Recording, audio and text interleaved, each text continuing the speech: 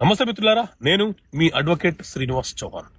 మిత్రులారా, ఓ కేసులోని విషయం ఏంటి అనంటే, తండ్రి కుమారులకు తెలియకుండా తనకు పూర్వీకుల నుంచి వచ్చిన ఆస్తి ఏదైతే ఉందో ఆ ఆస్తి అమ్ముతానని చెప్పి అగ్రిమెంట్ ఆఫ్ సేల్ చేసేసినాడు.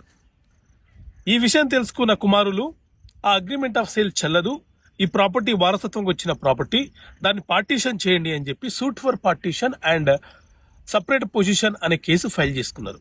సో ఇలాంటి సందర్భాలలో అగ్రిమెంట్ ఆఫ్ సేల్ చెల్లుతుందా? కొనుక్కుంటానని అడ్వాన్స్ ఇచ్చిన వ్యక్తి నష్టపోయే ప్రమాదం ఉందా అని అంటే, మిత్రులారా, ఎప్పుడైనా సరే ఎవరికైనా వారసత్వంగా వచ్చిన ఆస్తి ఏదైతే ఉందో ఎవరి వాటాలు వాళ్ళు పంచుకున్న తర్వాత ఆ వాటాలను వాళ్ళు అమ్ముకునే హక్కు వాళ్ళకు ఉంటుంది.